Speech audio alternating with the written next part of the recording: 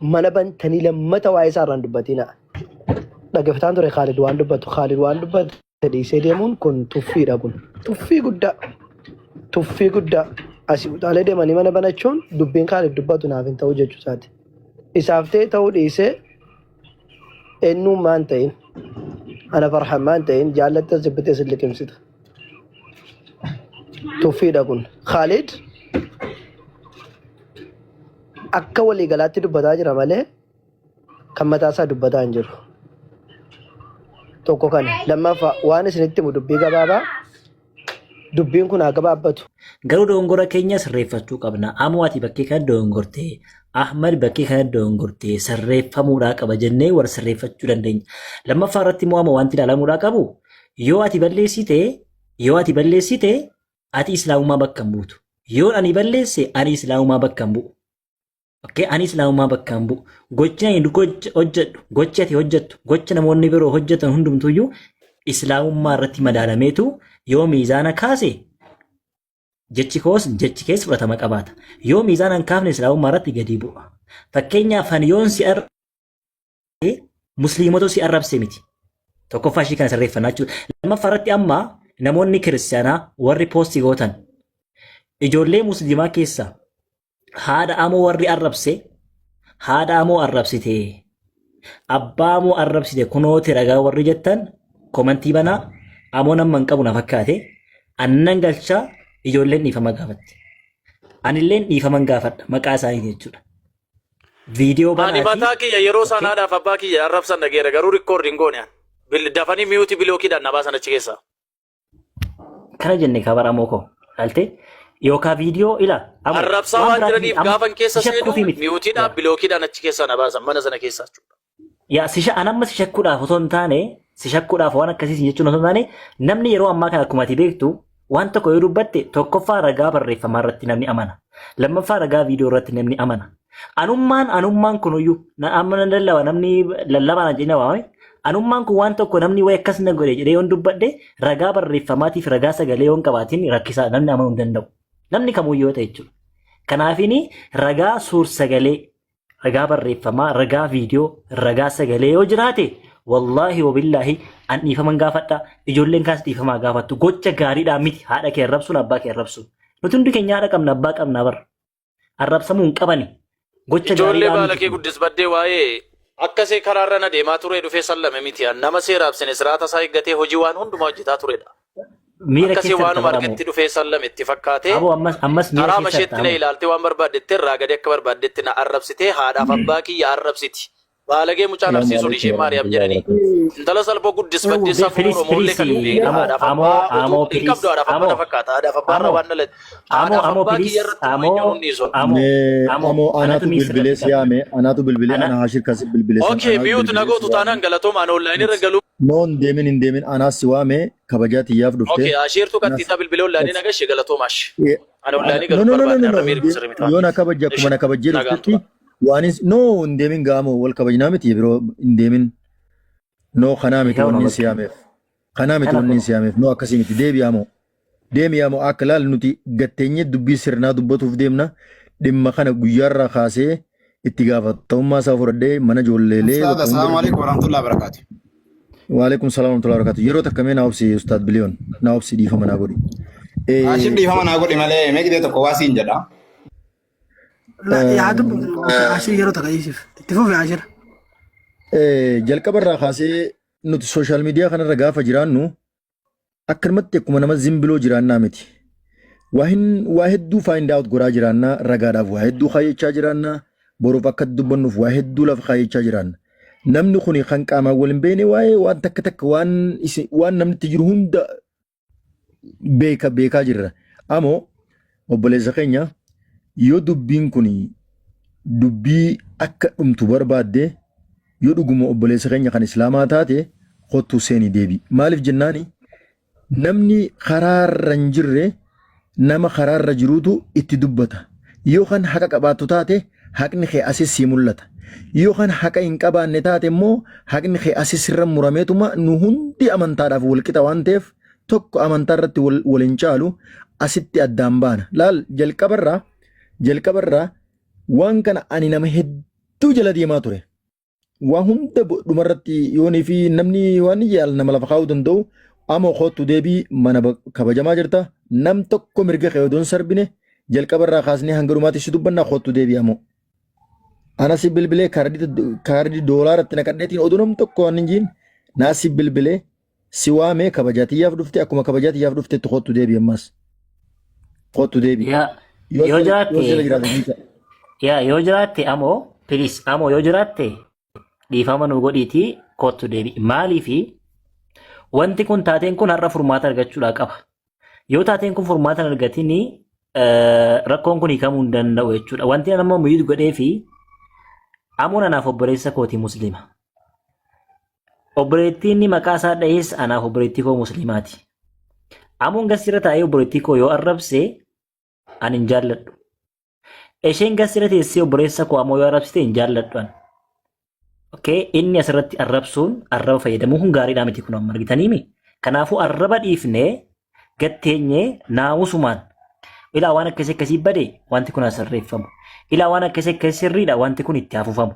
Ati Ahmad hanqina akkanaa qabdaa hanqina kee kana fooyyessi. Ati ammoo hanqina akkasii qabdaa hanqina kee kana fooyyessi jenneetu wal gorfannee wal sirreeffannee wajjin fuulduratti naadha malee tokkoon keenya tokko gadi buusee tokkoon keenya ol buusuudhaafi miti.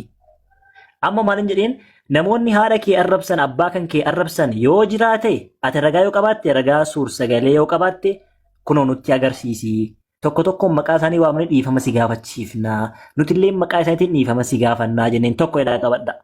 Arragaa hin godhanne hin qabanne yeroo sanaa biloo godhee na baasanii jedhe tokko jedhaa qabadha. Lammaffaa irratti namoonni inni ragaa hin qabanne biloo godhanii isa baasan haa ta'u okay.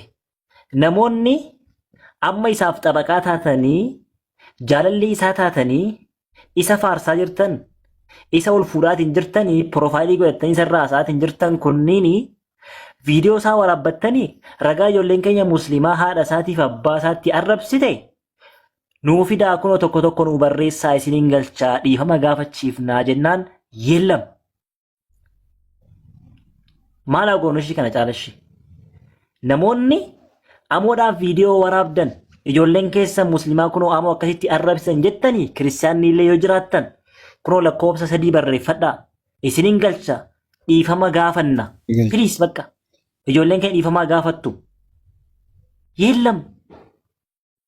Ishi akkam goona yoo sagaleen hin jiraatiin ahmannaa abaare haashirnaa abaare biliyoonnaa abaare jechuun dhugaa taati yaa jamaa. Namni yeroo ammaa barra ragaadhaan deema yeroo jaaraa deemee tokko fakkii jira. Kanaafuu naasoof ta'uu takka. So kanaafuu namni ammas yoo jiraattan kiristaanni yoo jiraattan ragaa sana yoo qabaattan seenaa. Musliimnis yoo jiraattan ragaa yoo qabaattan seenaa kun lakkoofsa tokko galchaani. Namni tokko bu'aatii amoo kolfuu dhiisii kootu seeni.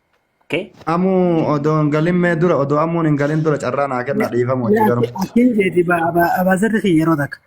Warri amma dhuftan warri irraa quban qabne warri waan deemaa jiru quban qabne osoo numa oobsitanii warra quba qabu dhiistanii natti gaarii natti fakkaata. Kaleessa yeroo isaan arrabsan dookuma turte mootina godina buleessu. Dhiifa wajjin garuu mootina godhi. Ooyyee ustaaz Abaazar nama guddaadha kan lafattan isin beekasin dhiifama dubbadhaayi. Itti irratti qabinaa wama tolu isin dubbanna. Daqiiqa mala yoo naa kennu amu atillee mooyitii qabadhu mee amu dhiifamu. أمويك يا ميمونيتي كبر بارك الله فيكم جماعة الخير الذين اجتمعتوا في هذه الحلقة المباركة وري حلقة قدو تنرت والجين نكون هندو واتك بيتشا سنين جتشو بربادا وني أني سنين جدو اللي جتش ربيت كنتم خير أمة أخرجت للناس تأمرون بالمعروف وتنهون عن المنكر جعلتوا أمتا تاني نتمالين جعلتوا أمتا تاني تأمرون بالمعروف تلتو ولا ججو فهمتوا وللرأى أرجو كنافي كل بني آدم خطأ وخير الخطائين التوابين إلا ما كمون ندقون قرج الرسول عليه الصلاة والسلام وردقون قرأ وفي بيكي دي بإمالي كنافي وان كان أصونا ما كيسان قونه ركو يوجرات أمون كينا إسان اللي كينا قبا كان الربتي أصون تين هدو تجرى كيوتر أزجرى نوتي قمد ولتكأني اتكأم كجرو تجرى وان كان نمرتو نما يادو أصو كيسان قونه guruppii keessaatiin nama haga muraasaa dubbifanne amuun dogongora amuun nutu qabata. Dogongortoo jennee nama fudhachuu danda'u, nama fudhachiisuu danda'u. Dogongorri nama biroo jiraate kara malee itti deemte nama jechuu ni danda'u. Nama gootanii osoo nama hirtanii nama gootanii keessumaan ammuma gadduunne lakkoofsa walii kennine nama haga muraasaatiin keessaan telegiraamaan ta'ii imoon ta'ii waan kamu osoo wal geennee waan kana laallee hoo asirratti immoo harka hedduutu nutti jira. Warri jecha kana deeggartani mee lakkoofsa 8 barreessaa nama tokko as keessaa godhanii lakkoofsa itti ergine amuun qabnee tumuu dandeenya. Dhaabachuu dandeenya. Asirratti immoo waa hedduutu harka nutti dhayaa jiraaf jedhe. Abaazarri akka beektaa waan magaalaa dhufe sii galee waan magaalaa dhufe wanti magaalaa dhufe magaalumatti dhumatti magaalaa ragaa jiraati jennaan ila caqasi woo magaalaa dhufe namni kenna wanni tajjizee nuti walitti nama kenna walitti buun waan magaalaa dhufe laallanne fixanne yoo jenne warri magaalaa umaa rakkoon qabu nuti laallanne keessaa fixanne. Abaazarri isin wanti nu banne tokko jiraate takkaa ibsa. Wanti miidiyaa irratti ka'e tokko miidiyaa irratti ifaan ifatti kallattiidhaan namni bakkee jirutti kunoo amoon kana balleesse ijoolleen kaanilleen kana balleessite baqa kanas dhugaa walii murreetu addaan baana miidiyaa gubbaa irratti yaada jiru sirreessine yaada hin jirre immoo walii galtanii osoo keessaan fixanii bar waan san kana goone jechuullee hin danda'ama bar keessaan haasaan hin danda'amu Abaazarri. Abuusa Maryamiin hin buusinaa. Bisi bo Ahmadi Shamatalan. Weh, matalan ablewan akin jeti. Mena ana Ahmadi ablesa kenya kana Bilal ablesa Bilal kana disa. Warri komantiti disa. Mali beida Maryam be khadifne. Maryam nutuba karra jirra. Tole yo isin karra resultate olgalchine disma gabachine yo ragan do boda. Inni arabsu tindifne inshallah. Nutu dise be khadis Maryam ateisu wara gefatto. Ahmad akigonu. Aye. Ahmad. Oh, amoon dhufee jira fakkaatu. Mee yoo ragaa san jiraate arraba nama tokko innillee nama tokko arrabsuun maletti nutillee nama tokko warri biraallee nama tokko arrabsuun maletti ragaasuma osoo nuu baase asuma finnee gara lallaba keenyaa osoo seenne gaarii na fakkaata ustaaz. Yaada kana tanaaf ta'e yaada kan sirriidha. Wanti mana banneef illee kanumaafi. Ragaa arrabaa haadha koo fi abbaa koo arrabsanii obboleessi keenya amoonii bo'aa ture nutti dhaga'ame. Kanaafuu ijoolleen keenya dhiifama gochuu qabdi. Ragaan sun bahee ijoolleen keenya dhiifama gaafattu nutis dhiifama gaafannee kallattiin gara barsiisa fayyinaa lallaba keenyatti deebinaa jechuudha. Waalaikum salaam isa. Akkam nagaa jirtu. Abaazarri lafatti hin beeka Abaazarri nama guddaadha dhiifama naa dhaga'aa. Sagaleen kun nagama Ahmed. Amo inni dubbataa tokko fixu. Inni gama amo dubbadhee ka'u. Okay, ishee dubbadhaa isa. Sorry. Okay, rakkoo miti waama furmaata namni hunduyyuu waama furmaata ta'a jedhee yaadu garaa isaa keessatti yaadutu haasa'a. Abbaan furmaata harkaa ta'u immoo rabbumatu beeka. Bareeda wanni nuti dubbachuu barbaannu waan bareedaadha. Dubbiin nama tokkoon kaate nama baay'ee bira geessi nama ijoollee akkasii jedhani. Nuti uummanni muslimaa kamiinsaayyuu qaroodha. Waa hubata, waa barata. Dubbiin kun immoo eessaa akka kaate namichumti ajandaa godhees yeroo jalqabaaf sadarkaa duraa irratti maxxanse dubbii kana namni waraabdannaa ergaa waraabuun dagadhee jedhee maxxanse.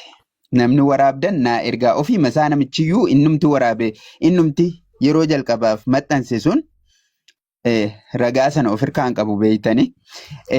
Kun ammoo dubbii wa'in jaa'akum faasiqun binaba'in fatabayyanu jal'ataa wahiidhaa oduu wa'iitiin isinitti dhufee adda baafadhaahii dubbii kana maaliif jedhame waan jedhu wahii adda baafadhaahii jedhee rabbiin kanaan dura nutti himee jira. Kanaan dura quraana keessatti dubbatee jira. Kana jechuun namni waa haasa'uu danda'a. ijoollee musliimaa jechi jedhu garuu jecha dogongoraadha. Jecha faasiqni ittiin nurratti fayyadamuuf yookaan jecha namni hin taane ittiin nurra fayyadamuuf nu naasa'uudha malee waldhabde abbaan barbaade waldhabaa oolama. Rakkoo maalii qaba? Rakkoo maalii qaba? Namni maxxansee viidiyoo jalqabaa maxxanse waan inni jedhee maxxanse hundi keessanuu dhageessan namni dhagaheera namni dhageenya immoo ganaa dhagahuuf ta'a. Jechi ijoolleen musliimaa akkana goote jettu kun jecha faasiqni yookaan immoo namni jal'ataan itti nutti fayyadamuuf akkana godhuudha jechuudha. Amooni qaama keessaa isa tokko jechuudha. Qaama keenya keessaa isa tokko. Namni tokko qaamni isaa dhukkubsatee jennaan akka fakkeenyaaf amoon akka waan arraba koo taatetti of fudhadhu. Arraba jechuun yoo arrabni jiraate nyaatanii dhuganii liqimsanii ittiin jiraatan jechuudha. Akka kana ittiin fudhadhu qaama koo keessa. Akkas jechuun kan dhandhama hadhaa mi'aallee ittiin adda baafatan arrabaadha qaama namaa keessa. Akka kana ittiin of fudhadhu. Kana jechuun namni musliimaa tokko yoo si arrabse qophuma isaa abaluutu na arrabsiteedhaan bakka bu'a malee musliima si arrabse. Sagaleen kee fudhatin amaanaadha kan inni sitti malu. Musliimatu si arrabse musliimni ammoo arrabse jechu jedhu jecha dogongoraati. Namni jarri ati ammoo akka kanattiin fudhattee sagalee kiyya kukkutaara. Sagaleen kee xiqqoon kukkutaa. I think ijoolleen keenya mee taap godhaa please riippoortii gochaa jiru. Taap koppiliin godhaa barakallahu fiikum. Riippoortii godhamaa jira waan ta'eef ijoolleen keenya jazaakumullahu khairan. Ganaa taaptaabiin ammayyuu 70 uumamarra jira. Jecha tokko dubbannee deema yoo yeroo Riippoortii gochaa jiru. Obboleessa deemaadhaanii amma ofiisii miti yeroo deemaadhaanii deema.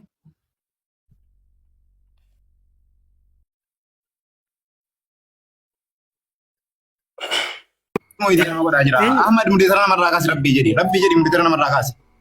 Eenyutu miita nama godha? Argaan jiru wallahi miita namni takka hashirii naasofta takka namni tokko miiti nama godhina. Amoos haa ta'u ibsaas haa ta'u abbaan barbaade gaafa dubbatu nuti hin jirra yoon barbaade anan miiti godha. Mana kiyya waan ta'eef jechuudha. Mana kiyya jirtu mana musliimaati bakka musliima jira sarara hundumtuu musliima mana isaati. Namni tokko aangoon qaba jettanii nama tokko miitiin godhina. Aangoon qaba jettanii nama tokko hin buusina. Warra koomantiidhaan nama arrabsu miiti godha nama arrabsu. Kanaan ala garuu nama gubbaarra taa'ee waa haasa'u miitiin godhina. Nama arge garuu biloo hin godha aangoorraa kaasuu miti. Nama miiti namarratti qabu yoon arge biloo hin godhan. Itti fufii ibsa. Ashir mee dubbadhu. Gaggabaabsaati gaggabaabsa inshaallah itti fufi Ashir siitu dawwalee yaamis waan ta'eef itti fufi. Galatooma dursee assalaamu alaikum warahmatullahi wabarakatuh. Barsiisota hedduu barsiisota xiyyaas jira ustaadota xiyyaas jira isaan dura dubbachuuf illee if birrachaatumaan dubbadha. Tokkoffaa irratti rabbi haqan haa dubbisu nama ija takkaan nama laalee gamlachuu dubbatu rabbi nu haa godhu. Awwalaniin asitti dubbachuu barbaadu namni hundi nagayaan akka jiraatu nama barbaadu irraahi. Waa beekee oduu hin taane sooshaal miidiyaa irratti namnummaan muslimaa namni amantii islaamaa hordofu gamaa gamana bahee gaafa namni waa waliin jiru gaarii natti hin fakkaanne waan jiruuf waan kana namni ammoo bilbilee yaame ana maal irratti bilbila isaa piroofaayila jalaa bilbilee furdheetiin bilbilee yaame obboleeyyan asirratti ajendaan kun bakka irraa ka'e nama jalqaba irraa beeku. Ajendaan dhimma ammoo wajji wal qabatu kun eessaa bakka ka'e ragaa qabatama booda irratti yeroo naaf kennitanii an nama lafa isiniif kaa'uu danda'u. Maal jennaan follow up godhaa waan hin tureef wanni kun akka uumamu shakkaa waan hin tureef ragaa lafa kaayyachaa qabatamaan lafa kaayyachaa nama dhufeedhaan jalqabarra xiqqashuma sakkandii takkaaf tuqee isinii kuta. Gaafa Hassan Mucaan kiristaana teessan deebi'ee muslima ta'urraa guyyaa sanirraa eegalame achuma qabadhaa birnaa kuta. Lammaffaa obboleeyyan amoon ija mirgaa obboleeyyan kun warra ija bitaati naaf tokko. Asirratti wanni ilaalamuu qabu namni amantaa keessa dhalatee hanga ammaa turee fi namni amantaa gara amantaa dhufe bakka lamatti addaaniif baasee ilaaluu qaba. Maaliif jennaan nuti warri amantaa keessa dhalate barachaa ture hanga beenu qonni keenya irraa qabnu imaan hanga taatellee onnee keenyarraa qabnu namni fedhe hanga fedhe daangaa yoo nu dabre waan yaadannu jira. Waan yaadannee irraa if deebifnu jira. Namni immoo gara amantaa muslimaa dhufan kuni hedduu diin baratanii onnee irraa waan hin qabneef wanni xiqqoon aarsuu dandeessi. Asirratti maaliin jechuu barbaada? Dhimma obboleessi keenya amoon awwalee musammaatii fi namoota biraa wajjiniin namni ijoolleen muslima keessa dhalatte islaamummaa keessa dhalatte namni muslimaa geemii waliin taphachaa turanii hiyyummaan mul'ataa ka jiru. Asirratti xiqqa showaa takka jee dabruu barbaada. Obboleessoo ama waan siin jechuu barbaadu gaafa sanillee namni waanuma ijoolleen muslimaa jala teessee waanuma jette ati garuu komentiin takkasin mul'achuu danda'a. Kana odoo hin taane ati gaafa dhimmuma keetii wajji wal qabatee gaafa mucattiisanii fi awwalee waayichaa turan waan deemaa ture siinii mukeessa quba qabda waan ta'eef ati nama hundarraa addatti if laaluu qabda turte waan ijoollummaa akkasii jala deemuu hin qabdu. Amma dhimma walii galaatti irratti gaafaan deebu ijoolleen teenya tagama kaanis ustaazottiin keenya hedduu jira gurguddaa jira warra nuti jala yaanuu jira bakka isaan jiranitti gastii irra warataa hin dandeenye jira innaawa kabajaa isaanii keessa sodaa hin taane kabajaa isaanii wal guddisuu isaanii keessatti warra isaan jalan dubbanne hedduu asuma keessaa jira gaafaan akkana jiru isaan dhimma hunda akkuma keenya sooshaal miidiyaa irra jiran akkuma keenya baratanii barnoota laatiin irree nu caalaa beekan waa hunda follow up godhaa jiran wanni anjawtu sammuu nama hundaa keessa akka jirtu shakkii takka illee hin qabu. Maaliif jennaani namni gaafa dogongora harka efiifuu keessaan irraa wal dubbachaa jira. Ani immoo bakkaan keessa jirutti garee namaan ustaadota nama wajjin wal quunnamtii qabutti nama waan hedduu jira. Okay, asitti as deebinee nuti haa tasgabboonu. Namni kuni gaafa ibidda fudhatee nama ca'u bishaan fudhadhaa itti ca'a malee namni riippoortii ragaa adda addaa qopheeffadhaa ustaadota gurguddaa qunnama waan akkanaa tanaa deemu jira. Wanni akkanaa kun amantaa teenyaaf gaarii miti. Waan akkanaa kanarratti silaa xiqqaa showwaan daawaa qalbii nama wayyeessu nu himtanii jedhanii invaayit godhanii akkasin nama dhiyeessuu danda'u qabna. Amma asitti obboleessoo yoo ammoo ati dhugumaan namni haadhaaf abbaa kee arrabse jiraate taanaan akka nama haadhaaf abbaa kee arrabseetti ilaala. Waan dubbannu ni laaltaa. Waan si jaalanne oduu hin taane waan si wajji gaddinu yoonii fi kan ragaa qabaatu taate taakka lama sadii achi baasi dheeeffadhu. Namni ammoo yoonii fi kan namni tokko haadha abbaa kee hin tuqin taate abbaaniif if hin dandamne jetti Oromoon. Abbaaniif waan if hin dandaminiif yookaan haadha abbaan kee kabajamtoonni mana jiran odoo hin tuqamin haadha abbaa kiyyaatu arrabsame kan jechaa jirtu taate nama lammada if taataa jirta. Dhumarratti wanni carraa fudhachuu deemu waa hedduu ibsuuf amma gabaabseen ustaadotaaf dura waan hin bahu deemuuf obboleeyyan keenya warri yoonii fi kan haadha abbaa amoo arrabsitan inumaatu nootibin haadha abbaa amoo dhiisa amumaa'u arrabaan xuuxanii jiraatan taatan jilbeeffatanii dhiifama gaafachuuf nillee yakkamuudhaaf qophaa'oo taata. Atis amoo ijoollee teenyatan gara amantaa kiristaanatirraa amantaa muslimaa dhufan namoonni tokko miira keessanii namni si bira taa'ee nabiyyi keenya alayhi salaatu wasalaam gaafa arrabaan tokko itti jaalatte gaafa komentii sii godhan atis aartee deemtee mana banattee nama arrabsiisu viidiyoon jiraannan atilleen akkasuma dhiifama gaafachuudhaaf qophaa'e nuti tokko ustaadotaaf irraa bu'a. Assalaamu alaikum warahmatullahi wabarakatuh. Dhumarratti garuu yoonii fi karaa biraa waan taate ani qophiidha. Amma Abu Talhaa jira, Isaa Mustafaa jira, Ibsaa jira, Biliyoonii jira, Ibnul Islaam Habiibii Xiyyaa jira, Xalahaa Jamaal fa'aa hundaa jira dubbachuun barbaadu asumatti irraa dhaabbadha. Baarakallahu fiikum. Assalaamu alaikum. Assalamu alaikum warahmatullahi wabarakatuh. Sagaleen kiyya ni jira. Waalaikum salaam warahmatullah. Injira Xalahaa. Waan amma haasawaa jirtan dhageeffadhee jira.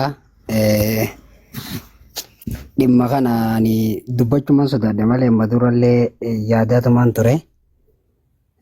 Dhimmi jiru wanni jiru namni ijoollee teenyata musliimaatiif hin dura dhaamsa dhaama. Namni ergamaan Rabbi alayhi salaatu wassalaam akkini jee musliima jechuun namni musliimaa tokko arraba isaatii fi harka isaarraa nagaya ta'ee je qabadda jecha ergamaa Rabbiiti alayhi salaatu wassalaam. Nama musliimaati jechuun namni musliimaa tokko arraba isaatii fi harka isaarraa nagaya ta'ee nama musliimaa tokko waa jechuun hin danda'amu. Arrabsuullee hin dandeessan jecha ergamaa Rabbiiti. Inni biraa nama tokko amansiisuu fi kafarsiisuu keessatti illee gahee takka hin qabdan. Gahee takka hin qabu. Ustaazaa mi sheekaa mi abbaan fadheewu barsiisu. ka qalbii isaa jijjiiru rabbii tokkicha. Kun achi dhaabbata. Dhimma amoo irratti immoo kan inni awwalee fi mana waajifaa seenee haasa'uu fi kanaadha. Kun dhimma muhimmiidha. Yoo barsiisa islaamummaa barsiisuu ta'e ustaazonni jira, sheekotiin jirti. Nutuu gizee isaan hin jirre gizee ustaazonni gurguddaa warri akka Abu Xalahaa, Ustaaz Awwal, Ustaaz Abu Muwaaz, Ustaaz Faraan faan hin jirre dubbanna. Kunichitti dhimma amantii islaamaa barsiisuu irratti jechuudha. Amantiin islaamaa akkuma jalqaba gaafa shahaadaa nama qabsiifnu dubbannu namni tokko erga amantii islaamaatti dhufe amantii duraan keessa ture san sirrii ta'uu isii hubatee akka isin sirrii hin taane baree dhugaa kana rabbiin isaaf galchee eega laa ilaaha illallah muhammadun rasulullah jedheen wanni itti aana namni san barachuudha. Maal islaamummaa barachuudha. Qabadda. Namni san islaamummaa baratee waan itti dhufe san baratee itti jiraatee san booda itti nama yaama. Itti hojjetee itti nama yaama. Nama yaamuuf haddiin jirtu kana. Nama yaamuudhaaf haddiin jalqabaa ka jiru barachuudha. Erga barattee itti hojjechuudha. Erga itti hojjettee itti nama yaamuudha. Waan kana gara itti nama yaamuutti. Ijoolleen teenya akka haashirfaarraa dhagahee akka haashirfaan jechuun jiranitti namni amoo arrabse yoo jiraate ifuma arrabsite. Nama musliimaati. Sinii galee nama musliimaati ifuma arrabsite. Nama musliimaati meeqa kiristaanaatu haa ta'u abbaa barbaade haa ta'u arrabsuun hin barbaachisu. Siif je'ee hin amanne, siif je'eetis bakka san hin dhayne, siif je'eetis waan godhu jiru kana godhaan jiru. Dhimma mataa isaa if dandee deemaa jira. Wanni sirra jiraa maali? Yoo duraan namni kun akkana jettee itti dhiyaachuu jiraatte dandeessu ni gorsita. Yoo dadhabdee irrumaa if qabda. Dhimmuma isaa lagatta bakka dhimmuma isaa irraatti dhiifta. Maaliif yoo badii hojjete badii isaatiif ati ittiin gaafatamtu. Namayyuu badii ifi hojjete waan ifi hojjete saniif itti gaafatama. Sinii galee bakka duraan itti yaaddee nama saniif keessaa qabdu sanuma dhiifta bakka. Isa kana qabadda. Dhimma amoo irratti immoo erga miidiyaa irratti baaftanii hanqa isaaniin dubbisa jeekee fooloon irraa kaafatee jira waan irraa arraame tureen irraa kaafatee jira maaliif akka kaafate illee hin beeku. Markaza barnootaa qabna. Ijoollee biyya keessatti shahaadaa qabatteef. Markaza barnootaa san ibsaan faan dhufanii harkanii jiran. Abdii Raggaasaa, Ittefaa, Wandee isaan kana hundaa'u bakka takka walitti qabnee isaan qofaa miti nama baay'ee bakka takka walitti qabnee markaza san geessinee markaza sanitti baratanii kitaabota aqiidaa kitaabilee aqiidaadhaa baratanii eebbifamanii waraqaa isaanii ittiin fudhatanii jiran. Gaafa isaan san barnootaaf Abdii Raggaasaan faan bilbila isaanii dhiisanii cufatanii guyyaa hanga saniif jechuudha. Barnootaaf markaza sanitti dhufan amoonis yaamamee ture hin dhufne ni didee. Gaafa isaan barachuu jiran saniis inni laayivumarra jira. Isinii galee kanammoo isaatu itti yaaddachuu qaba. Maaliifin islaamummaa dhufe? Maaliifin islaamummaa keessa jiraachaa jira? Islaamummaan maal narraa barbaaddi egaan itti dhufe kan jahu isaatu itti yaaddaata. Isinii galee wanni guddaan haqa baratee haqaan gabbaramaan Allaahi malee hin jiru.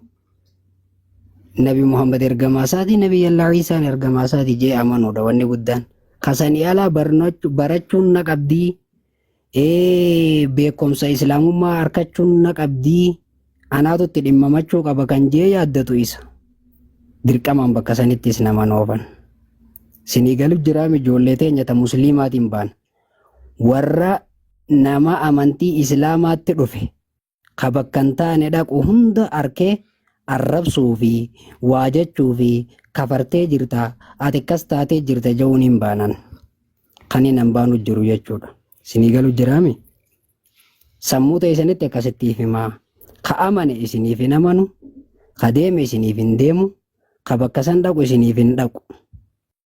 Wanni guddaan jiru maali garuu? Wanni guddaan jiru maali? Bakka san dhaquu keessatti bakka islaamummaa irraan barbaachifne san dhaquu keessatti wanni guddaan jiru maali? Quraana ustaazota sheekota warra quraana baratanii beekan ka hiikka quraanaatiin deebisaa namaaf kennaniif dhiisuudha. Bakka san dhaquun yoo dirqama nama san irratti dirqama namni sun bakka san dhaqu yoo ta'e namni inni bira dhaqu san nama amantii inni dhiisee keessaa dhufe san keessa jiru yoo ta'e barsiisni inni bakka sanitti barsiisuu qabu amantii dhiisee keessaa dhufe san akka sirriin taane maaliif akka dhiisee dhufe qofa barsiisuu. Sinigalaami quraana keessa quraana itti ol baasanii quraana keessa waliin seenanii quraana keessa waliin deemuu hin danda'amu. Kana jala murree walitti himna hin danda'amu. Quraanni abbaa qaba. Barattee barsiisuu mirga qabda. Xiqqaas ta'e guddaas ta'e beekaas ta'e waan feete ta'e gurraacha ta'e adii ta'e dubartii ta'e dhiira ta'e quraana barsiisuudhaaf barachuun dirqama. Hiikka isaatii hojii. Kanuma gabaabsa akkasumas sammuu ta'e sanitti hima. Waan ittiif cinqanii miti isiniin jechuu barbaadeeti. Ijoolleen teenya immoo warri ammoo arrabsitanii jiraatan dhiifama gaafadhaa. Yoo inni dhiifama isiniif godhe. Kanumaan jaa. Namni miidiyaa irratti nama arrabsitan keessaafuu nama miidiyaa irratti arrabsite kana bilooksi godhee namni sayyoo achiin badi bakka itti argitee dhiifama isa gaafattu hin qabdu. Arrabni san sumaa waliin kota. Kanaaf miidiyaa kanarratti koomantiin nama arrabsuu kana gabaabsa. Hanganuma.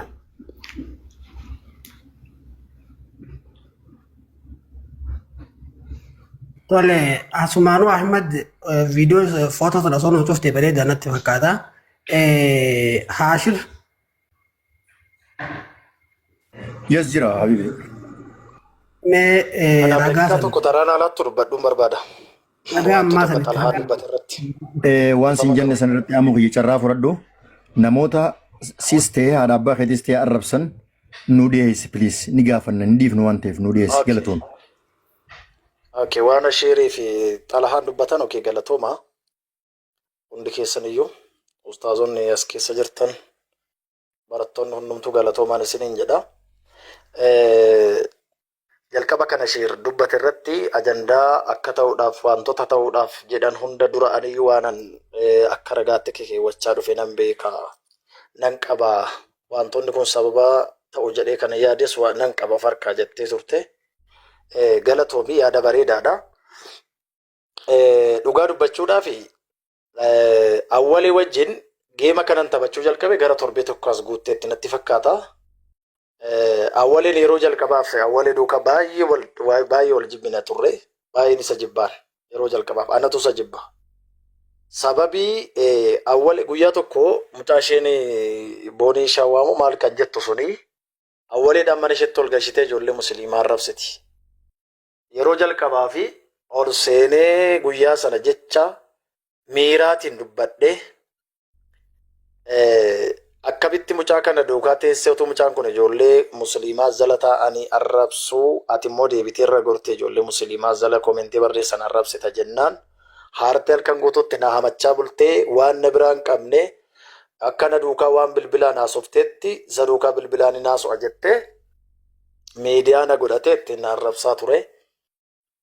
Otoo waan nan gashine keessa galeen otuun akkuma warra kaanii callisee dhiisera ta'e kun hundumtuu hin dhufu ture. Kun hundumtuu hin ta'u ture otuun callisee dhiisera ta'e. Dheengadda torbee tokko dura awwaleen karaa FB dhufe ammoo dhiifama yeroo darbee sirrattis viidiyoo hojjedhu koof nan balleessa. Viidiyoo sanallee nan kaasa dhiifama naaf godhi hin barbaachisu ture naan jedheennaan tole obboleessa koo namni dhiifama gaafate akka kiyyatti dhiifama siifan godhaa bilookii jalaas kunoo karaa tiktookis si baaseerannaa foloo na godhee foloon deebisee. Guyyaa sadii kaasee wal duukaasoo har'a turre.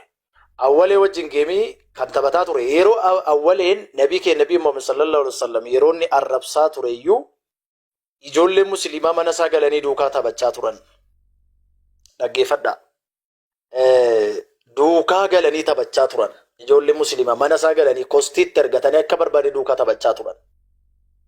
Yeroo sana namni tokko maaliif awwalee duukaa taphattadhee dhaqee namni mana isaa banatee ijoollee sana baasee suura baasee irratti haasoo irratti dubbate namni tokko hin jiru.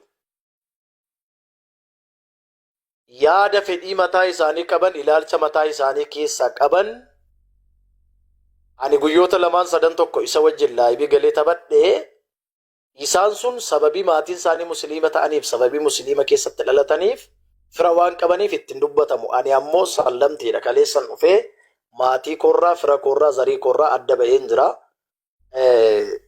Fira sin qabu, musliima keessaas fira hin qabu. Sababii kanaaf ijoolleen garee shaadaa garee banattee saatii 24 yeroo seen haadhaaf abbaa kiyya arrabsitu haadhaaf abbaa kee arrabsamaa jira gaafa naan jedhan gaafa laayibii sana sheernaa godhanisee nama kan biraatu sheernaa godhe jechuudha. Ijoollee kiristaan sheernaa godhe ijoollee haadhaaf abbaa kee arrabsamaa jira gaafa seenu inni tokko mucaa dhiirri tokko haadha isaa maaloo haadha isaa akkasii haadha isaa midhaan jedhe. Maariyaamiin maal haadha see kun akkas taate kun isa duukaa geemii taphatte kun jetti Maariyaamii daadhiin. Miirra simmetii hin taanetu natti dhagahame. Yeroo sana jecha lama tokko dubbadheen ture jechuudha. Mucaa ijoollee sana lamaan achi jedhanitti. Miira hamaan natti dhagahame. Miira sana halkan guutuu boo'aan buleen. Aneetuun as keessa jiru haatiif abbaan koo hoggaa arrabsan. Boora immoo utuu viidiyoon kun rikkoorditee haadhaaf abbaa kiyya bira ga'e. Kaleessaatiif abbaa koo na abaaran ammas lammaffaa haatiif abbaan koo yeroo ammaa kana hundumtuu miidiyaa fayyadama. Tarii kan laayibii kana na hordofu ollaa mana isaanii taa'ee yookaan naannoo sana kan isaan waliin bula dhugu kan laayibii kana na hordofu jiraachuu danda'a. Otoo sagaleen kun bira ga'e amma muuttuu saayyuu na abaaru kan jedhu harkan guutuu miimmaan qabachuu hin dandeenye jechuudha. Haadhaaf abbaa koo yeroo isaan achirra laayibii sanarra taa'anii arrabsan. Kana booda yeroo sana mi'uuti na godhanii nan ba'ee hin dhiisanii Haayimeed kunii fi Aliin akkasuma Billeewoon kunillee duukuma na arrabsaa ture jechuudha. Nan ba'ee kana booda hoggaan deebi'ee seenu Alii fi Haayimeed waan biraa haasa'aa turan dhimma sanarra hin jiranii nan dhiisee. Kana booddee erga isaan baane amma saatii 24 guutuu narratti haasa'aa oolan. Nan dhiise. Har'as guyyaa guutuu laayibii banatanii narratti haasa'aa turan. Nan dhiise. Haadhaaf abbaa koo isaan arrabsan sana rikkoordi gochuu hin dandeenyaan. Yeroo sana miira taane keessa waan hin galeef rikkoordi godhachuu hin dandeenye. Na arrabsanii quufanii har'as na arrabsanii quufanii guyyaa guutuu mataarra dhaabbatanii na arrabsaa oolanii quufanii dhiisan. Umarra natti dhagahame. Otuun laayibii seenee jiru warra guyyaa tuun laayibii seenee jiru baay'ee natti dhagahame. Baay'ee humnaa ol natti dhagahame jechuudha. Ufanii koomentiidhaan namni ta'e waan ta'e narratti barreessu baay'ee natti dhagahame. Bakka laayibii sanarra taa'ee miira keessa gale. Silumaa halkan guutummaan dhangalaasaan bule waan ta'eef. Maaliif jennaan? Hormoonni warri kaleessa keessaa bahee dhufe horma naan jedhee na dhiise. Inni narra keessa jirus horma naan jedhee na dhiiseera. Ibsaa koo hin fixadhaa. Eegaa tokko. Jechuun sanuma adda baasuun malee barri isa dheeree osoo hin taane maaltu jedhamee taa'amu? Sagaleen kee jiraame ammoo? Jira. Wanni isin jedhe ilaala amma akkuma kanuma tolchuuf malee si afaan qabuu hiyyaa miti. Mee namni si arrabsuun gareen shaadaa yeroo jaamu gareen shaadaa beekamaadha. Gareen shaadaa namni hundinuu gareen shaadaati. Garuu gareen shaadaa kan jaametti dhaamu ustaatota malee ijoollee warra amantiitii miti. Kan sidhi nama garee shaadaa hundumaarraa modiitara qabu har'a ganama mataasaa jechuudha. Garee shaadaarraas na darbatanii mana abbaa caalii keessaa yeroo lama darbatanii na buusan. Yeroo akkasii amma gaafadhee jira. Fitadhee jira laala. Garee shaadaa warri jaamu namni islaamaa hundi garee shaadaati. Haa ta'u malee garee shaadaa asirratti jaamee dubbatamu warra ustaazota asirra lallabatudha. Tole warri suni yoo si arrabsanii jiraatan nama san fidi maqaa garee shaadaa jiru kana haasa'uun gaarii natti fakkaatu ammoo keenya ammoo warruma sanummaan yoo si arrabsanii jiraatan meesi guddifnaati nama san waliin dhiifama si gaafanna yoo jiraate ragaa nu baase amma ijoollee musliimaa agartee arrallee kaleessallee si arrabsaa oolte sana ragaa nu baase yoo jiraate. Mucaan dhiiraachi jiru sana hin beeku Maariyaamee daadhii kan jettu sun immoo azala jirti kun afaan ishee baay'ee baalageedha azala jirti galfachuu dandeessan. Ani immoo rikkoordii godhanne yeroo sanatti maaliif miira gaarii keessa waan hin turreef ani rikkoordii masaayyuu hin dandeenye miira gaarii keessa turre waan ta'eef yeroo sanatti nan haaree jecha hamaa tokko irratti dubbadhee na baasan achi keessa darbattee achittis lafa hundatti modiitara lallaatanii fi qabdi afaan ishee waan beektuuf na buusan jechuudha. Bakka nan bu'e. Anammas ani kan ibsaa Abbuu Xalaan fa'aa jiru. Abbuu Xalaa fa'aa lafatti hin beeka. Baay'een kabaja nama guddaa. Nama guddaa jalatti hubachuu amala hin qabu. Jaalladhu annatti hin tolu. Amoo takka hin buusinaan shugguxii maa buuftaa? Ana galcheenii hin buusinii qoy. Shugguxii ana galchee. Shugguxii irraa midhira tara kaasee Ahmed. Ahmed shugguxii irraa midhira tara kaasee. Kabajaan jira. Si kabajaan jira. Hin buusinii ana galchee. Kana booda nama tokko yoo buuftee aangoon sirraa kaasa. Maariyaamii wanti galchee fi amoo haa arrabsiisuu fi miti. Amoo maaramiin haa arrabsuu fi miti. Khaalid haasa'uu fi? Nama 800tu jira waa jecha tokko irratti dubbattee na waan miira ta'e keessa jira. Yaa. Arraba seenaadhaaf abbaa koo rabsite nagaa akka kana booda garuu arrabaadhaaf abbaa koo kan rabsaman hin barbaadu. Adaan sa'aatii 24 abbaan barbaade mana banatee na. Mee al tokko amoo. Al tokko. Assalamu alaikum warahmatullahi wabarakatuh. Hundi keessanuu bakka jiraattanii. Egaa jarraa isin durseenaa ta'ee dhiifama. Wantan jechuu barbaade haasaa dheeressaa ooluun faayidaan qabu gabaabsuu gaariidha. Maaliif jennaan erguman dhufee as jala seene walakkaa isaatii weegeeraani garuu duraan immoo baay'ee haasa'amaa ture natti fakkaata. Ajandaa gabaabaa kana irratti dheeressuu hin barbaachisu. Gara xumuraatti adeemnu barbaadeetani. Waliigalatti wanti baay'een haasa'amee ture anillee dhaga'an ture. Gabaabinaa wantan jechuu barbaadu. Nuti musliimoonni yeroo kamiyyuu ajaja rabbiitiin deemna. Ajaja rabbiitiin yeroo deemnu immoo tokkummaadhaan deemna. Islaamummaa keenya immoo lubbuu keenya ol jaallanneeti kan deemnu jechaan. Lubbuu keenya irrallee, qabeenya keenya irrallee, maatii kan keenya irrallee waa hunda jaallanneeti. Wanti walitti nu fidu yoo jiraate islaamummaadha. Wanti tokko nu godhu yoo jiraate islaamummaadha. Wanti gargar nu baasu yoo jiraate illee daangaa islaamummaatiif jecha gargar baana jechaan. Yoo daangaa islaamummaatu walitti nu fida yoo immoo daangaa islaamummaatii ala ba'e namni sanatu adda nu baasa jechaadha. Yeroo kamiyyuu jechaadha. Dhimma dhuunfaa keenyaa osoo hin taane dhimma qabeenyaa osoo hin taane dhimma biraa osoo hin taane dhimma firummaatiif dhimma ormummaa osoo hin taane dhimma diiniiti kan walitti nu fidellee dhimma diiniiti kan adda nu baasullee yeroo kamiyyuu jechuudha. Yoo adda ba'uun barbaachisellee jechaadha yeroo kamiyyuu. Waliigalatti wanta jechuu barbaadu namoota gara islaamummaatti dhufan kamiyyuu haa ta'u akkasumas immoo nama musliimaa islaamummaa keessa jiru yoo haa ta'u namni akka itti jiraachuu qabu akka itti haasa'uu qabu akka itti deemuu qabu akkaataa islaamummaan jedheen haasa'uu qaba akkaataa islaamummaan jedheen deemuu qaba akkaataa islaamummaan jedhetti jiraachuu qaba jechaadha. Yoo immoo daangaa islaamummaa darbeetan tarkaanfadhee akkaataa islaamummaaniif musliimoonni jiraatan ittiin jiraadhu yoo jedhe inni sun mirga isaati jechaadha. Wantan jechuu barbaadu namoonni muslimaadha yookaan immoo namoonni shahaadaa qabatan namoonni gara islaamummaa dhufan bakki barnootaa qophaa'ee jira. Gareen baay'ee jira. Nuti mataan keenya hundeessinee jirra garee lafa irratti illee onlaayinii irratti illee namni gara islaamummaa dhufe kamiyyuu barachuudha jechaadha wanti sirraa eegamu. Obboleewwan keenya jarri ni jaallannaani nama hundaa walitti jaallanna nama gara islaamummaatti dhufe. Musliimoota warra islaamummaa keessa jiran caalaan akka kiyyatti warra gara islaamummaa dhufaniif kabaja qaba. Maaliif jennaan namoonni kuni aarsaa hedduu kaffalaniiti kan islaamummaa keessa dhufan. Maatii isaanii dhiisanii, hiriyoota isaanii dhiisanii, qabeenya isaanii dhiisanii, kabaja achii qaban dhiisanii gara islaamummaa dhufanii namoonni shahaadaa qabatan jechaadha. Rabbii jechaadha. Osoo akka barbaadanitti jiraachuu danda'anu, osoo akka barbaadanitti waan fedhan godhatanii jiraachuu danda'anu islaamummaa jecha aarsaa godhanii waan qaban akkasumas immoo waan fedhan jechuudha. Osoo akka barbaadan jiraachuu danda'anu gara islaamummaa dhufan. Kanaaf jechaani namni tokko lubbuu isaa qabee nafsiyyaa ofii qabee nafsiyyaa ofii mo'atee yeroo islaamummaa qeebaluu kabaja guddaatu na biratti kabaja guddaa na biraa qaba. Ana qofa osoo hin taane musliimoota hunda biraa jechaadha. Ni kabajana hedduu jechuudha. Garuu kanumaa waliin immoo namoonni kun yeroo dhufanii wanti isaan barbaachisu barnoota. Maaliif jennaan amantaa biraarraa dhufan waan ta'eef waa'ee islaamummaa barachuu cimuu irratti gad dhaabbachuu jabaachuu akkaataa diinii kanaa barachuudha jechaadha. Wanti isaan irraa eegamu kanadha walii galatti. Abbaa fedhii haa ta'u eenyuun haa ta'u jechaadha. Namni kamiyyuu gaafa islaamummaatti dhufe wanti isaa affeerru nuti barnootaadha. Kanadha walii galatti. Lammaffaa immoo namni tokko osoo hin baratin osoo ofiisaatiif hin baratin waa'ee amantaa islaamummaa deemee nama biraa barsiisuu hin danda'u. Fakkeenyaaf namni tokko islaamummaa baratee ka'ee waa'ee islaamummaa baratee ofiisaatii beekee ka'ee sana booddee gara islaamummaatti nama affeeruun dirqamaayyuu. Dirqama akka islaamummaatti jecha nama waamuun. Garuu osoo hin baratin immoo nama waamuun hin danda'amu jecha. Hin danda'amu. Walii galatti wantan jechuu barbaadu waa'ee amootii fi waa'ee Maryam ani turre yeroo wal lolanullee yeroo maalillee ani turre hin beeku quban qabu jechuudha. Walii galatti wanti jara walitti buusu yoo jiraate dhimma diinii yoo ta'e kun gabaabaadha. Dhimma diinii yoo ta'e jechaan.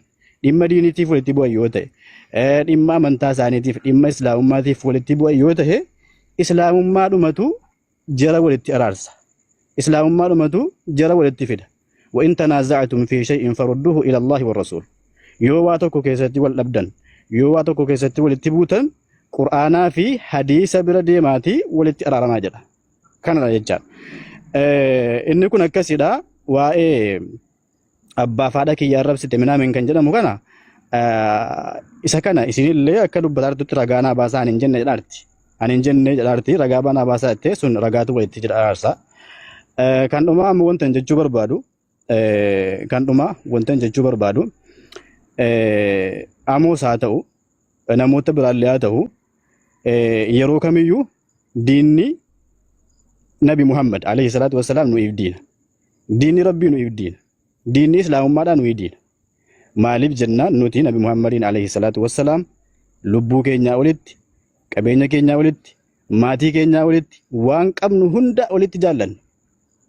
Rabbitti aansine nabi Muhammadiin waan hundaa olitti jaallanna. Jalqaba rabbii kan keenya uumaa kan keenya waan qabnuu fi lubbuu keenyaa fi maatii kan keenya waan hunda jaallanna rabbiin. Itti aansine nabi Muhammadiin waan qabnu hundarra jaallanna. Isa kanaafu islaamummaan nabi Muhammad rabbiin keenya uumaan keenya nu biratti tuqamuu abadan hin eeyyamnu. Hin feenu nuti musliimoonni guutuun akkasuma jechaadha. Akkasuma walii galatti. Kanaafu yeroo kamiyyuu wanti musliimoota irraa barbaachisu nama shaadaa qabate qofa osoo hin taane namoota islaamummaa keessa jiranullee namoota amantaa islaamummaa arrabsan namoota nabi Muhammad arrabsan wajjin ta'anii haasa'u wajjin ta'anii taphachuu hin eeyyamamu quraana keessatti. Rabbiin subhaanahu wa ta'aalaa quraana keessatti nutti himee jira. Yeroo nama qishnaa godhu quraanatti qishnaa godhu amantaatti qishnaa godhu rasuulatti qishnaa godhu yeroo agartee biraa deemii jedha Rabbiin quraana keessatti. Yoo immoo diddee wajjin teesse fa'innaka idhan mithluhum. Waggas yoo wajjin teessee wajjin haasofte wajjin teessee wajjin bashannante gaafasii atillee isaanumarraa lakkaa'amtaa jedha. Inna Allaha jaami'ul munaafiqiina wal kaafiriina fi jahannama sa'iira. Rabbiin munaafiqaa fi kaafira immoo jahannama keessatti walitti isaan qabaa jedha. Kanaafuu dubbiin kun dubbii hamaadha. Dubbii cimaadha jecha. Dubbii laafaa miti. Nama islaamummaa arrabsu nama nabi Muhammadiin arrabsu wajjin ta'anii bashannanuu ta'anii kolfuu ta'anii wajjin taphachuun hin eeyyamamu. Kan biraa wanti namoonni kaasee namoota duraan awwalee wajjin taphataa turan baay'ee jira. Jalatti waan dubbatamne kan jedhe tarii ati nagarreef malee dubbatamaa ture. Haasa'amaa ture. Hattaa Ustaaz Farhan faan akkasumas immoo Sheek Riyaad Gammadaan faan namoonni irraa naasa'in hin jiru. Namoonni muslimaa namni kamiyyuu namni maqaa islaamummaa qabdan nama diina nabi Muhammadii wajjin teessanii geemiin taphatina. Diina nabi Muhammadii wajjin teessanii naasa'ina. Rabbiitu isin dhorka, Qur'aanatu isin dhorka, islaamummaatu isin dhorka waan ta'eef irraa fagaadhaa jedhanii dubbataa turan viidiyoon ni jira ragaan ni jira. Nama kamiyyuu haa ta'u ammallee nama lakki didee nabi Muhammadiin hin kabaju islaamummaa hin kabaju akkuma fedhatan jiraadha kan jedhu yoo jiraate kunoo karaa mirga isaati. Garuu namni tokko immoo islaamummaa qeebalee ka'e nama muslimaa ta'e ani muslima ofiin jechaa immoo bakka nabi Muhammad itti arrabsaman deemee taa'uun akkasumas immoo quraanarraa haasa'uun osoo hin baratiin quraanarraa hadiisarraan deebisa jechuun laa nu muslimootaa jiru wanta kanaan eeyyamamu jecha nu muslimootaa jiru maaliif jennaan diinii abbaa qabu waan ta'eef abbaan arge akka barbaadeen borbocu jecha dura ofii barate yoo jedhe nama sheekaa yoo ta'e nama ustaazaa yoo ta'e nama barate yoo ta'e maafi mushkila kun rakkoo hin qabu waan beeku barsiisuun waan beeku namatti affeeruun kun rakkoo hin qabu garuu osoo hin baratin nama barsiisa yoo jedhe abbaa qaba waan ta'eef gaafa sana kan walitti nu fidu kanaadha. Kanaafuu haga dandeessaniin namni muslimaa kamiyyuu namni shaadhaa qabattan kamiyyuu waan akkanarraa of eeggadhaa jalqaba barumsatu isin dursa osoo hin baratin nan barsiisa osoo hin baratin deebiinan deebisa yoo jettan kun rakkoodha. Khalid dhiifama sorry afwan nama busee moo ofiif bu'ee pelis bu'ee jira Khalid yoo arguu baatte bu'eetiin jira nama busee yoo jiraatte lakkoofsa tokko barreessi amo komantii banaa yaa jamaa komantii banaa takka. Komentiin cufina barakadhaati. Haa barreessu namni. Nama wal rabsaan jira waan ta'eef. gabaabduu xumuruu ka'eera inshaallah dhiifama wajjini. Xumure akkas Dhiifama. Nuti abbaa fedhe haa ta'u fakkeenyaaf namoonni nuti ustaazonni kan keenya namoonni nu kabajnu baay'ee jira. Fakkeenyaaf ustaaza Woltu jira, ustaaza Bumuwaaltu jira, ustaaza Faraantu jira. Namoonni nuti akka ija keenyaatti kabajnu ni jira. Hattaa isaan osoo nama Nabi Muhammadiin arrabsu wajjin ta'anii qoosanii wallahi gaafa sana isaanitti illee ni dachaan jechaadha.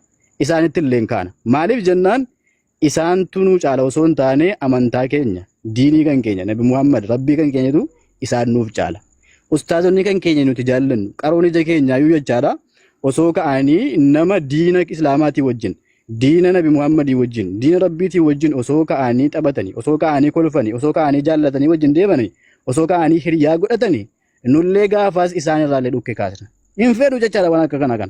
Maaliif jennaan yeroo duraanii illee, yeroo sahabotaa illee, yeroo Nabi Rabbii illee alayhi salaatu wassalaam sahabonni qabeenya isaanii dhiisanii, maatii isaanii dhiisanii, fira isaanii dhiisanii, ilmaan isaanii dhiisanii sababa diiniitiif jecha gargar ba'anii gammoojjii keessa qabeenya qaban dhiisanii waan qaban dhiisanii waan hunda dhiisanii gammoojjii keessa rakkatanii jechuudha. Amantii islaamummaa kana morma isaanii kennanii dhiiga isaanii kennanii as nu gaane jechaadha. Kanaafuu amantaan keenya amantaa salphaa miti, amantaatti qoofamu miti, amantaatti salphifamu miti jechaadha.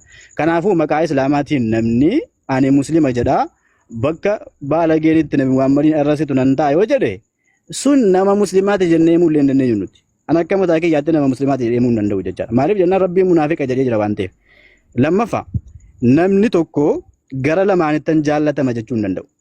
Ani Khaalid muslima biratti illee nan jaallatama, kaafira biratti illee nan jaallatama jechuu hin danda'u. Abadan namni akkasii munaafiqa. Maaliif jennaan munaafiqatu gara lamatti jaallatamuu barbaada. Munaafiqni gubbaadhaan muslima fakkaatee keessaan immoo kaafira ta'e yeroo kaafira bira deeme kaafira fakkaata. Yeroo muslima bira dhufu immoo an muslima an iimaanan qabaa jedhee muslima biratti illee jaallatamuu barbaada gara lamaanitti jechaadha. Namni fuula lamaadhaa munaafiqa jechaadha. Namni gara lamatti jaallatamuu barbaadu. Namni tokko gaafa islaamummaa qeebalu gaafa mu'mina ta'u kan isa jaallatu mu'minuma akka isaati. Warruma haqaati malee kaafira miti jechaadha. Lakki anillee jara kanallee nan jaalladha, jarri illee na jaallatu, musliimatti biratti illee nan jaalladha wanti jedhamu nu bira hin jiru jechaadha. Nu bira hin jiru wanta akkasii. Maaliif jennaan duniyaan akkasitti aakhiraan akkasitti hin deemu. Waa'in diinii akkasitti hin deemu jechaadha. Diinii jechuun nama haqaatu jaallata, rabbi kan keessi jaallata. Rabbi kan keetii walii galta, islaamummaa kan keetii walii galta, nama muslimaatii walii galta, rabbii kan keetii walii galtee jiraatta malee kaafiraa wajjin miti kanatti walii galtee jiraattu jechaadha. Kun akkasidha. Kan biraa immoo ijoollee muslimaatii wanta dhaamu abbaa fedhe haa ta'u nama kaafira jala deemu jala hin deemina. Nama kaafira jala fiigu jala hin fiigina. Nama bakka islaamummaan keessa arrabsamu nama deemu jala hin deemina. Fooloo keessa irraa kaafadhaati shaa jala deema. Maali nama jala kaattu amantaa qajeelaa kana, amantaa warqii kana baataa, amantaa qajeelaa kana baataa, amantaa abbaan fedhe hin qabne kana qabaataa. Bakka barbaadan shulshul jechuun kun maal haga yoomiittisa? Hin barbaachisu jechaadha. Ati muslima waan taateef Rabbiin kan kee iimaana si kennee jira waan ta'eef, nabiyyi bareedaa qabda waan ta'eef, Rabbii ardiif samii uume qabda waan ta'eef, kan waan hunda danda'u qabda waan ta'eef, amantaa bareedaa kana qabda waan ta'eef bakka arge deemtee amantaa kan kee xiqqeessin, bakka arge deemtee amantaa kan kee salphisin, bakka arge deemtee of hin tuffachiisin, nama arge fooloo goote, nama arge jala fiigdeellee amantaa kan kee hin tuffachiisin. Yoo Rabbiin sodaattan bakka argitan deemtanii of hin tuffachiisina, islaamummaan tuffachiisina, of danda'aatii jiraadha. Nama muslimaa, nama amantaa isaa kabaju, nama diinii isaa jaallatu, nama islaamummaa akkaataa islaamummaan jedhetti jiraatu baay'ee jira. Isa hordofa. Fakkeenyaaf namoonni shaadaa qabatan baay'ee jiran, kan ta'anii barataa jiran, kan baratanii immoo islaamummaa barsiisaa jiran baay'ee jiran, kan barataa jiran, kan saahiba gaarii saahiboonfatanii wajjin deeman baay'ee jiran, kan bakka muslimaa malee bakka kaafiraa, bakka raqaan deemne, bakka gaggaarii malee bakka ajaatti hin argamne baay'ee jiran jechaadha. Warra akkasii jala deema, warra akkasii hordofaa malee nama diinaa wajjin firoomee islaamummaatti qoosaa oolu akkamitti jala fiigdusin jala fiigina. Inni kun hin barbaachisu. Kanaafuu of danda'aati jiraadha. Islaamummaa keessan kabaja. Bakka deemtanitti islaamummaa keessan kabajuun isina. Yoo isin islaamummaa keessan kabajamtan rabbiin isin kabaja. Kanaafuu akkas inshaallah isintan dheeressa dhiifama. Assalaamu alaikum warahmatullahi wabarakatuh. Osoo inni deebi'ee bareedaadha. Mee waa maani warri beektanii? Deebuu isaa wayyaa. Waalaikum assalaam warahmatullahi wabarakatuh. Ani sila yaada kennachuufani kaalitti narraa xumure. Galatamatti fufa. Tonni deebi'ee. dhugaattan ustaaza osoo inni dhufee wayyaa khayr jazakallah khair yaada gaarii nu dubbatte inshallah hin dubbattu bacalaha yoo jiraatte ammas irra deebiidhaanii piliis yoo jiraatte jaras yoo jiraatte gubbaadha illee yoo nu dhagaatiin jiraatte lakkoofsa tokko barreeffadhu seeni obboleessa keenya okay waan biraatii miti yaada keenya karaa bilisa qabuun karaa naamusa qabuun ibsachuudha walitti araaramuudha waan ta'eef rakkoo tokko barreeffadhu itti fufaa ustaasa. Ustaazni osoo hin eegalin jechuudha tokko dubbadha. Wanni Khaalid amma dubbate waliigala dubbate jechisaa nama tokko laallatu namni waliigala dubbate abbaa nama hamtuu dalagu yoo gartan irraa kaafadhaa jedhee maqaa namaan dubbanne bifa kanaan hubadhaati nama kamuu ana yoo ta'es ibsaa yoo ta'es namni hamtuu hojjetu namni kaafiraa wajji dhaqee harka dha'u yoo ana ibsaa irraa kaafadhaa nan hordofina yoo nan ka'ee haagartee guyyaa guutuu taa'ee wama takka irra walumaa gala baddaame. An amma mataan kiyya yoon deemee kaafiraa walii galee wallaahi fooloo narraa gaafadha. Fooloo qofa osoo hin taane waan barbaadan na godhaana. Isni gala ani kabaja kiyya ofirraa fuudhee kabaja islaamummaa fuudhee bakka barbaade yoon deeme narraa kaafadha nan hordofina jechaan. Walii galatti wantan jechuu barbaadu namoota tokko jiranii namoota na siyaaqee balantu jira. Nama na siyaaqee balu na siyaaqee isaan dhaamta. Sigala nama na siyaaqee balu na siyaaqee isaan dhaamta. Nama na siyaa fudhatu hin gorsita. Nama hundaa miti kanatti na siyaa dhaamtu nama hundaa miti kanatti gorsitu jechaadha. Nama yoon barbaade bakka barbaade yoon deeme nama hin galchu. Namni nama hoogganuu hin danda'u namni waan atti himuu hin danda'u jedhu akkam gootasa. Waan guutuu hin qabdu jechaadha. Namoota keessaan gorsaa keessaan haasaa namni wanta jedhamu fan jedha. Namni ati keessaan gorsitu nama na siyaaqee balu.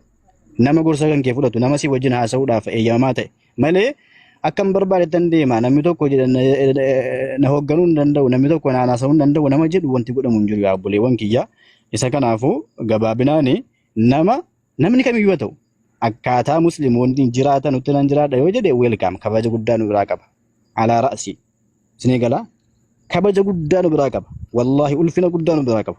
Namoota shaadaa qabatan kamiyyuu hin kabajna jechaan lakki akkaataa musliimoonni jedhamutti immoo hin deemu akkaatuma barbaadetan deema bakka barbaaden jiraadha akkaataa barbaadetan deema yoo hin jedhe hin danda'amu waan akkasii nu wajjin hin danda'amu akkasidha ani yaada kiyyan kennadhee wantan jechuu barbaade kanadha inshaallah assalaamu alaikum warahmatullahi wabarakatuh. Abu Talhaa dhiifama isin duraan bu'e dhiifama guddaa yoon dogoggore illee gaa dhiifama na sirreeffadha maaliif jennaan gaa ijoollee hin qilqallaati dhiifama guddaa assalaamu alaikum.